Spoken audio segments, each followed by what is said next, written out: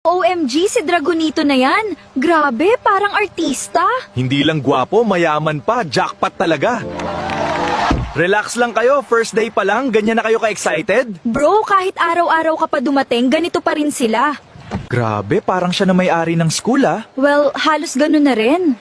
Business tycoon pamilya niya. So, siya na naman ang center of attention? Oo, bestie. Pero ikaw pa rin ang queen dito. We'll see about that. Walang pwedeng umagaw ng spotlight ko. Ayan, nalinis din ang classroom. Kailangan ko pagbutihan trabaho ko dito para hindi nakakakahiya sa nag-sponsor para lang makapag-aral ako sa exclusive school na ito. Watch where you're going! Ako? Ikaw tong nagmamadali. Do you even know who you're talking to? Oo, isang mayabang na dragon fruit. Sino kaya ang prutas na yon? Ang tapang ha, may araw din sa akin yon. Hindi niya yata kilala kung sino ang binangga niya. Malilintikan talaga sa akin yun eh. Okay ka lang, miss? Oo, ayos lang naman. Tulungan na kita.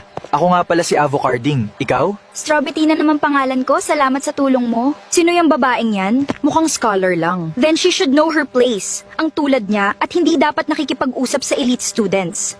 Ang hirap lang pala mag-aral sa ganitong school. Hirap makisama. Hindi ko alam sino ang dapat kong kausapin para may maging kaibigan man lang. Parang ang tataas nilang lahat eh. Pininyong, ang strange lang. Hindi niya ako kilala. And hindi man lang natakot kausap ako. Kasi hindi siya impressed sa'yo, bro. Interesting. Alam mo ba kung nasaan ka?